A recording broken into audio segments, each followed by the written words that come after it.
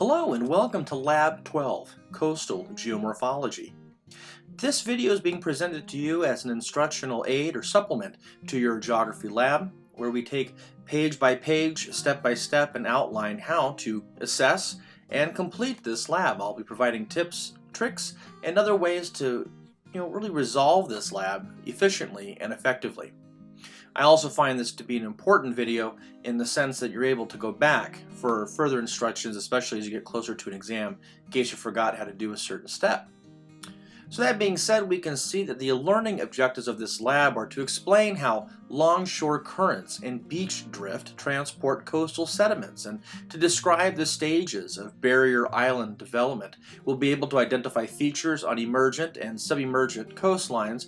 We'll be able to interpret sea level rise data, explain the location and formation of coral reefs, as well as assess the threats to coral reefs themselves. That being said, let's begin Lab 12.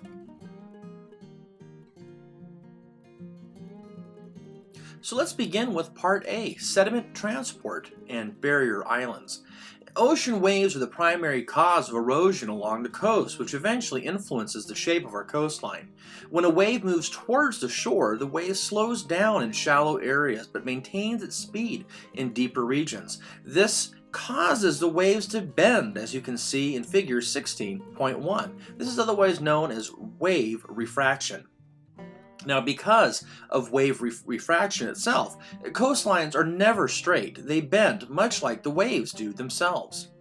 This is a great diagram, again, showing here we have our beach environment, and noting that the waves, although look to come in at being perpendicular to the shoreline, there's always a slight angle. They always come in at an angle.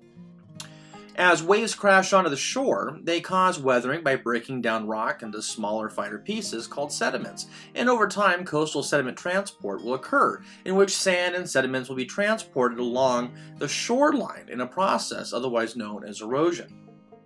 Now, that material will move down, as we can see in this diagram here. The waves coming in and out, and so we have the path of sand particles. And that sand itself is being transported in what's otherwise known as the longshore current. The longshore current, when you were a kid and you were out at the beach and you're floating just where the waves are crashing, and you slowly work your way down the beach, going down south if you live in California, you were getting caught in the longshore current, which is a very slow process in which material is being, literally transported from farther north all the way to the south. Now, beach drift also carries sand and sediment along the shoreline, so again, as waves wash off and on the shore, they transport that material in a zigzag moment and movement itself. So as we progress, here's a diagram, figure 16.3. It says for question 1, to label 16.3 shown below with the following terms: the longshore current, beach drift, net movement of sand grains upstream, and the incoming wave direction. So you're really utilizing the image above and on that page some of those definitions to plug it in. Questions 2, 3, and 4 have you reflect on it. Describe the path. What is the direction which things are moving? Explain how the longshore current and beach drift are slightly different. And using your critical thinking skills, think about the formation of beaches as we see them today. Explain how a beach might form along a coastline. Then as we move through, let's talk about the barrier islands themselves. Now, barrier islands are long, narrow, offshore deposits of sand or sediment that do run parallel to the shore. Barrier islands are separated from the mainland by a bay or perhaps a lagoon. So as an example, we're going to be able to look at a sample of one here. And this is a map of Padre Island. So we can observe the Padre Island National Seashore where we have our barrier islands, these little deposits right in here. So as you continue to read through this actually brings in a little bit more information about especially the long term when looking at coastal erosion and deposition. That we have to remember that it's not just an active place, that there can be quite a bit of history observed and interpreted along our beach faces, especially when looking at times when parts of, as an example, North America would have been covered in ice. What would that have done to our shorelines? And what deposits would have been left behind after all of that melt? So here is a great diagram. This is figure 16.5, barrier island development. So we have our stages 1, 2, 3, and 4. So stage 1, we see that sea level is low level during the peak glaciation, because if you have peak glaciation, the water is not going to be in the ocean, it's going to be stored in ice. Then stage 2, the flooding of the river valleys and formation of estuaries. We move into stage 3 itself, the formation of a spit along the headlands. A spit is like it is a barrier bar in a sense, but it's only connected on one end, and it makes a little hook. So in this diagram, we can see those occurring. And then down at the bottom, we can see for stage 4 that now the barrier islands themselves have separated through due to increased sea level rise, right? So since there's been additional water brought in, now these are becoming islands on their own. So question 5 asks you to really take it step by step, stage by stage, and to discuss what you observe and interpret. As an example, question 5 part B says during stage 2, what might explain the flooding from the river valleys upstream? So think about what would cause, if during stage 1 you had low sea level and then all of a sudden you have all this extra water, what would happen in order for that to occur? So that being said, you're going to be able to work through that element, which brings us into, then you wrap it with letter D, then to our case study, the Louisiana Barrier Islands. So sea level rise and the increased erosion that results in a serious concern for the longevity of these barrier islands. So we can see that NASA provided a quote by Matthew Stutz that explains how every barrier island is so unique, every one. However, rising sea level is not just like pouring more water into a bathtub. That it's a lot more complicated than that. The islands react differently based on the geology in a region and how the waves and tides in the area are affected. People tend to assume that sea level rise means fewer islands, no matter what. But the rate of rise is extremely critical. So we're looking at these particular places in specific. I give you a little bit of a blurb, and then you're going to be able to explore, first, list causes of destruction and the effects of barrier island destruction based off of what you read in this little blurb. And then let's actually, explore what this place looks like. So what you're going to do in order to complete this part, you're going to scan this QR code with your cell phone, or you're going to click that hyperlink. And what it's going to do is it's going to open up a website for you, which will look something kind of like this. And it's going to walk you step by step. It'll say, for step 1 in the search box, you're going to go ahead and search specifically, type in Louisiana. So I'm going to do that.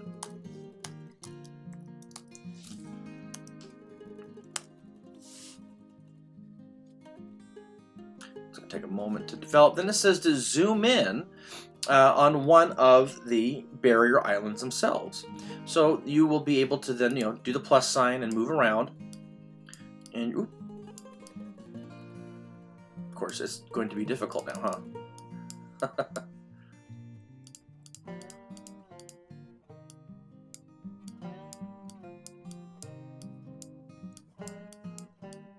So you're going to be able to observe some of these here. And that's going to have you then, once you zoom into one of the barrier islands off the coast of Louisiana, pick any of those little islands, find out what the name of the island is itself by... Oop, there we go. This is the one that I chose. And then, believe it or not, you have all of this, what's considered way back imagery.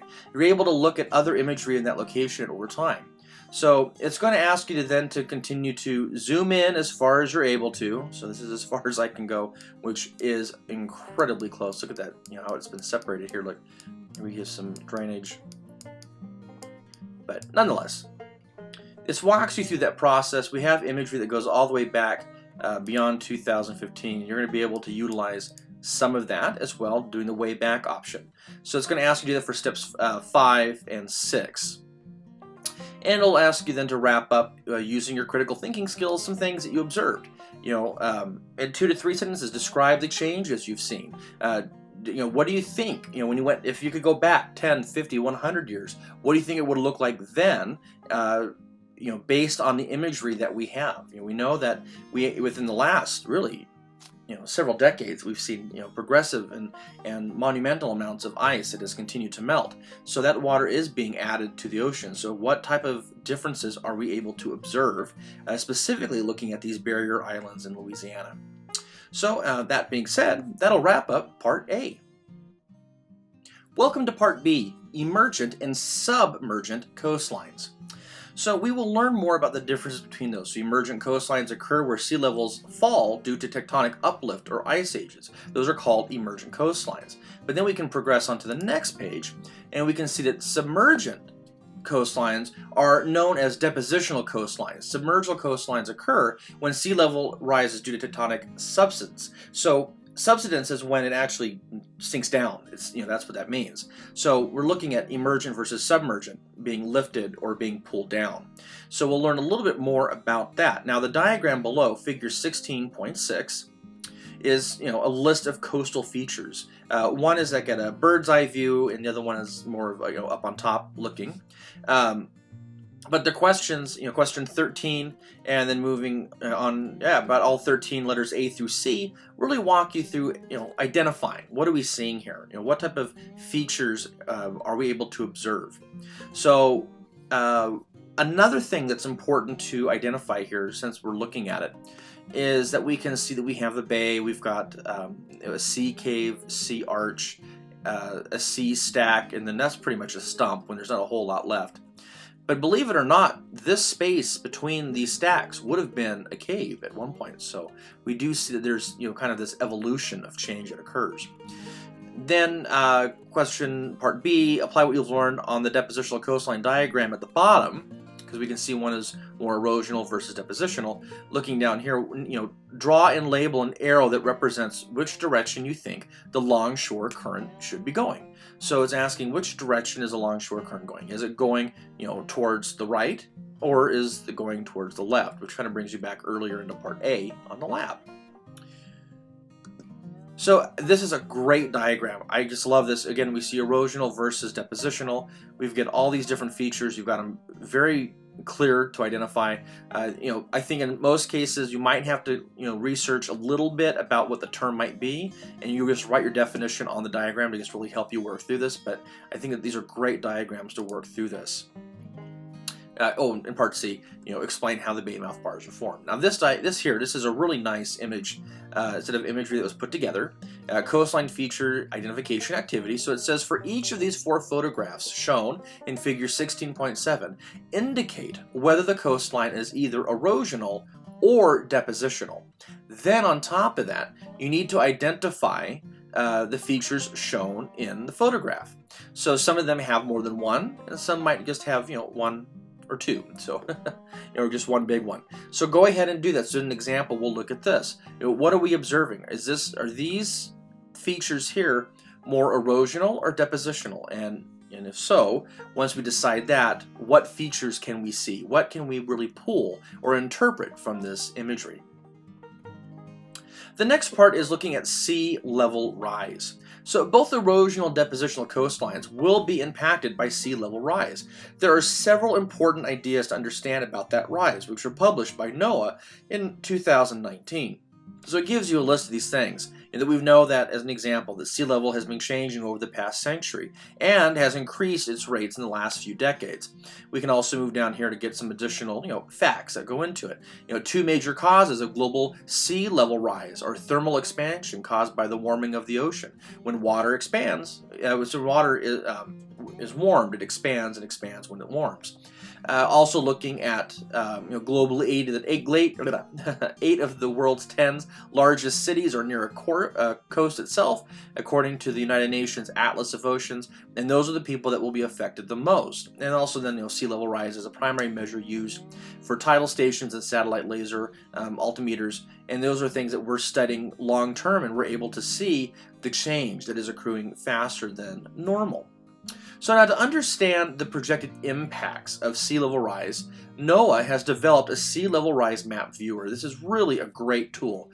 Now, they use a phrase, MHHW, which means mean higher high water, which represents the average on the higher high water level of each tidal day.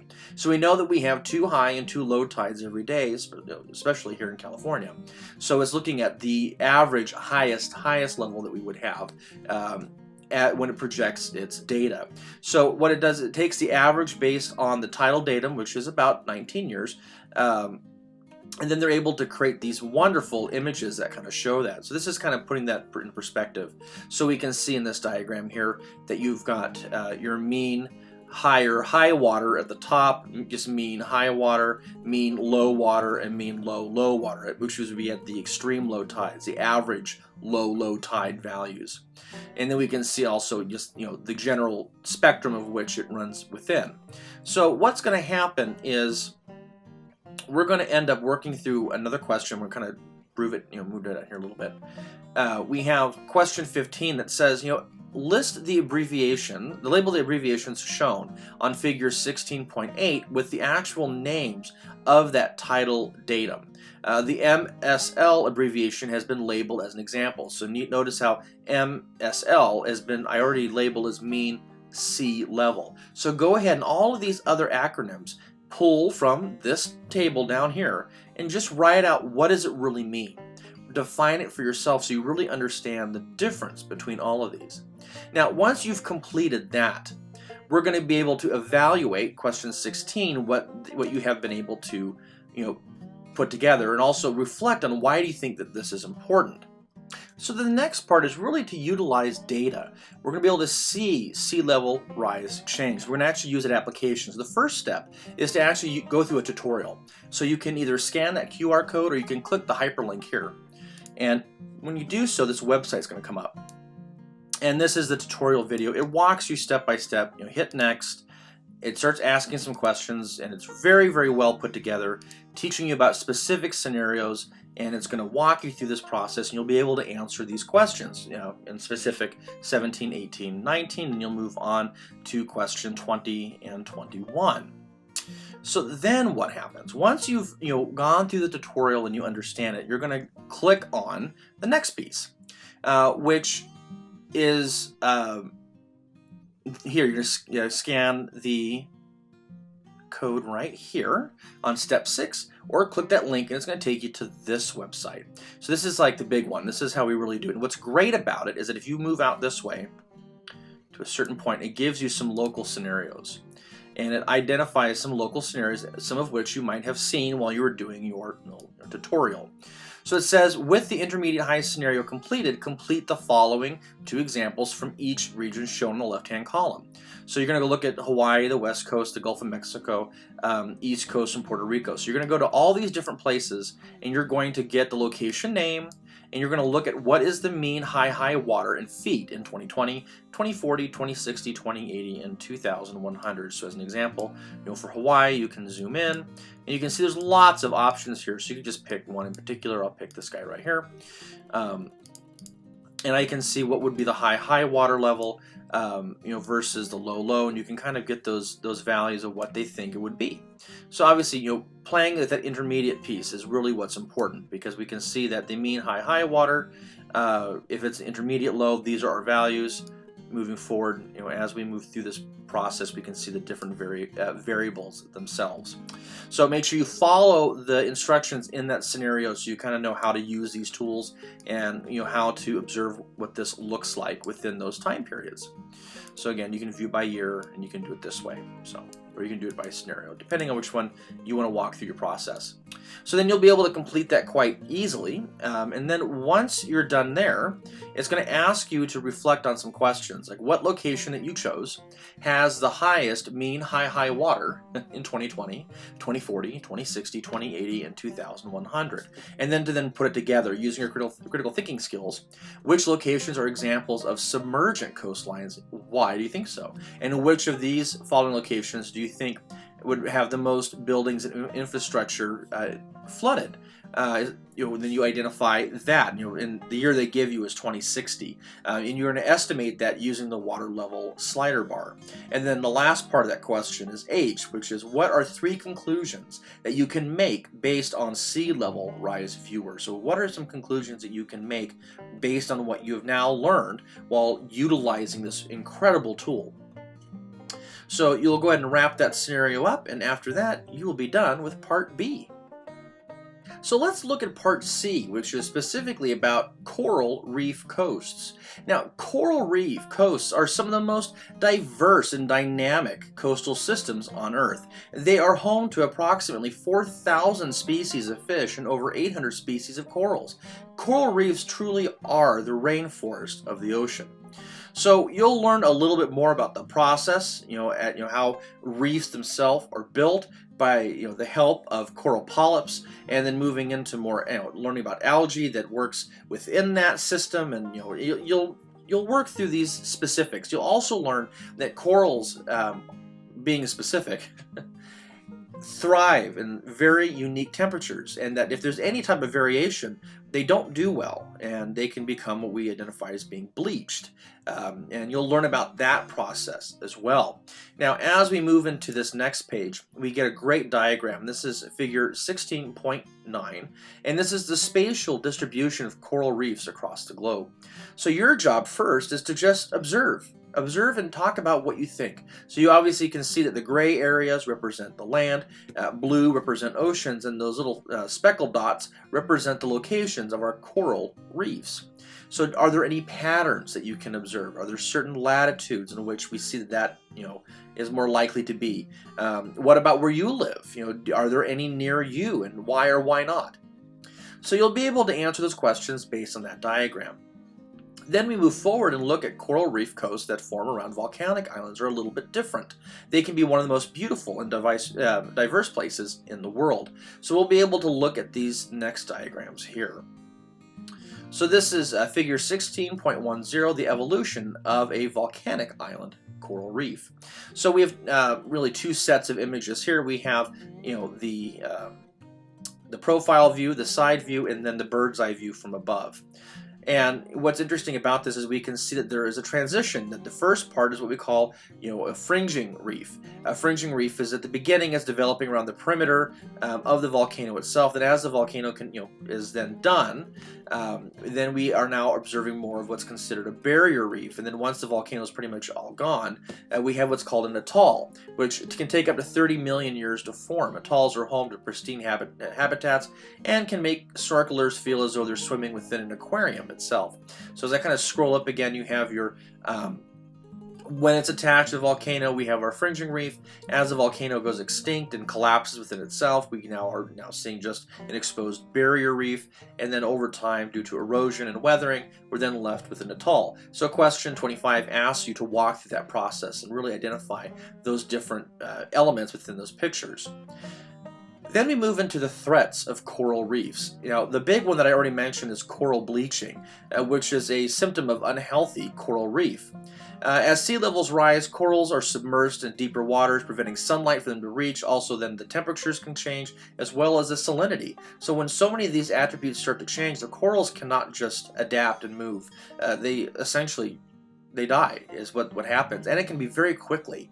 We have observed obviously with climate change and human-induced gases in the atmosphere, which can produce acid rain with the things that we burn, and then that the acidity can change the oceans, and especially those areas where these reefs are can dissolve them. We even saw that even in El Nino events, things that we really don't have a lot of control over, can kill and destroy incredible amounts of coral reefs because it changes the temperatures of the oceans beyond their regular norm. So what we're going to be able to see next is a great map of the world. This is the sea surface temperature map. And then as it explains up in here, you're going to look at the sea surface temperature map using the data that you read from this paragraph there and be able to explain that map. Question 26 is having you do so. You explain the global distribution of sea surface temperatures. Where is it hot? Where is it cold? Where is it medium? And what do you think why? Like, what is the sea surface temperature at these specific locations? Between what latitudes do the most of the warmer temperatures occur? Why? So really just think about that, and then you apply what you've learned. Do you think coral reefs would be more concentrated on the west coast of the United States or the east coast of the United States? Explain why you think so. And again, taking into consideration when you scroll up again, looking at the temperatures in which coral reefs do or thrive in is observed on that page farther up. So think about that as well, because too warm or too cold is not appropriate for those to thrive. Then we move into one more diagram, the change in sea surface temperature between 1901 and 2015. So what we're seeing, this is in degrees Fahrenheit, we can see the areas that have received significant change in temperature. Yes, there are some areas that have gotten colder, but we generally see that it's significantly warmer in some areas, as far as 3.5 to almost 4 degrees warmer than it would have been back in 1901. So question 27 asks you to talk about your observations in 1 or 2 sentences. Describe the trend that you see. I mean, do you see any patterns with this map and that map? And take those into consideration. Which areas of the ocean are experiencing the greatest sea surface temperature fluctuation or change, and explain why. And use your critical thinking skills. There are areas that have insufficient data. Explain why you do think that there are areas that have insufficient data, and just kind of come with those extrapolations as well. So then once you wrap that piece up, it's going to ask you one more question. Why might the ocean area southeast of Greenland and in the North Atlantic Ocean be the only location to have cooled? Why do you think that has cooled? And think big picture, what's been happening over the last several decades in immense numbers. Now, the third threat to coral reefs is low oxygen levels. Low oxygen levels stresses that can be observed due to depleted oxygen levels within the ocean. So this diagram here is a change in sea surface temperature, yes, and we can also see documented areas or dead zones of corals, as well as areas that have lack of oxygen. So it explains here that the lack of oxygen in water poses a serious and escalating threat to marine ecosystems globally. While the impacts of hypoxia have been well characterized in temperate marine systems, they remain poorly understood for tropical coral reef ecosystems. Preliminary studies indicate that this is a negative consequence for coral health and reef diversity. With many of the world's coral reefs in decline, it is important to understand the additional threat represented by the lack of oxygen content in the oceans. So again, figure 16.13 shows the documented dead zones in red dots, density of coral reefs in blue to purple shading, and hypoxia-related coral reef deaths as well, or mortality rates being seen in yellow dots. So you can see that as well. So then, once you do that, we get a table. This is the analysis of the hypoxia implicated coral reef mortality. So it's asking you to fill this out. So think about that. Look at the region, the total number of gold dots. So look at the Gulf of Mexico. How many gold dots do you see? Look at the number of gold dots in the most dense coral reef area. So you start putting these attributes together, and you're looking at numbers. You will more than likely have to go back and forth and look at some other images for refreshers of where these regions might be. But you do have, you're going to plug this in for the Gulf, Indian, North Pacific, and the South Pacific Oceans.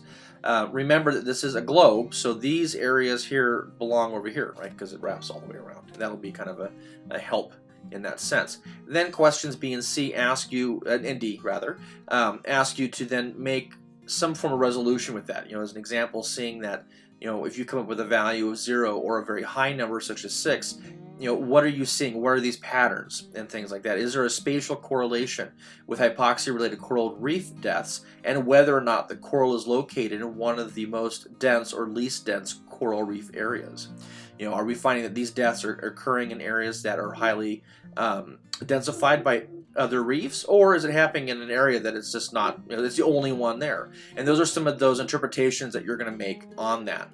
The last part is looking at a case study in specific. We're going to look at the Great Barrier Reef, which alone is, you know, a magnificent place to visit and beautiful imagery, but also incredibly important to not just tourism for Australia, but also looking at its environment as well. So what we're going to look at first here is we can see that this is the Great Barrier Reef Locator Map of Australia. Figure 16.15 shows the SST data collected by satellites for the Great Barrier Reef between January 7th and March 25th of 2017. Temperatures were collected weekly, and the data was plotted on a graph that indicated when corals reached their bleaching limit, being about 29.7 degrees Celsius. Now, recall that coral bleaching is a stress response that results when the corals expel their the algae that are living within their tissues. They leave the can empty, so which will then cause the coral itself to turn white. So we're going to be looking at this diagram here. We can see the weekly level, and we can see the bleaching limits. We can observe right off the bat that all of these areas were beyond the bleaching limit itself, right? So then that brings you to the next part here, which is saying, well, now referring to that figure on the Great Barrier Reef, what temperature do sea surfaces need to reach to cause coral bleaching? Answer in both Celsius and in Fahrenheit itself. So we're going to be able to observe that. There's a formula below. The formula is the temperature in degrees Celsius times 1.8 plus 32 will convert it into Fahrenheit. So what does that really mean? On the Great Barrier Reef, what temperatures do sea surfaces need to reach to cause coral bleaching to occur? Well, we know that the coral bleaching limit is at 29.7 degrees Celsius. So what we're going to need to figure out is what can we multiply that by, then add to turn it into Fahrenheit. And that's what your second step will be. So it'd be pretty simple. Then moving on to the next piece, part B, it says coral bleaching events begin when the SST reach 1 to 2 degrees Celsius above the average temperatures for the particular reef. So what is the average SST range for the Great Barrier Reefs? Answer both Celsius and Fahrenheit. Then moving forward, we can look into C and D and E, and that will pretty much wrap up that part. We're just taking into consideration that graph. Why do you believe the corals in the Great Barrier Reef are at high risk, moderate, or low? Which one do you think it might be? Using that temperature data to explain your answer. Explain how many degrees above the bleaching limit did the sea level surface temperature rise in the week of January 28th, 2017. So you're just really taking the data that's on this table. You might have to convert it into Fahrenheit using that formula for part of your answers, but looking at what that difference is. How many degrees difference was it from, the bleaching limit to where it landed, in March 25th of 2017. And then here's, check it out, what can you do to protect coral reefs? You can scan that QR code, hit that hyperlink, takes you to the EPA to learn what you can do to help the coral reefs every day. And then this last portion, the last page itself, says Australia has a population of about 25 million people, and nearly 65,000 of them are employed by industries that rely on the coral reef. And it tells you what they are, such as tourism, fishing, recreation, and as well as scientific research. So, referring to this table, it's going to ask you a handful of questions about, what are you reading here? How many employees are there? How many, the value added into these regions, the valued added in the Australia region. So you're going to be looking at these different attributes when it comes to really money. These are values being, dollars. So, tourism, can bring in, in GBR 1.7 billion, but can also bring in 4 billion, into Australia as its own. GBR is the Great Barrier Reef. So just the reef alone is 1.7 billion. So that's an incredible amount. So it's going to ask you to kind of interpret that data. It's pretty simple. I think your harder part will be the looking at the temperatures on that previous page, but just asking to put this into perspective, because what is the biggest contributor of money for Australia out of these pieces that we really see as tourism is a big piece. Within that, again, tourism alone, you've got over almost 20,000 employees in the Great Barrier Reef regions. When number employed in Australia, a total of them are only 58,000. So a majority of your people are almost working on the reefs and doing tourism. And what is that? Tours and boat rides and stuff like that. Anyway, we digress. I apologize. I hope this was helpful. If you have any questions, be sure to comment below. Don't forget to like, subscribe, and I will see you on that next lab.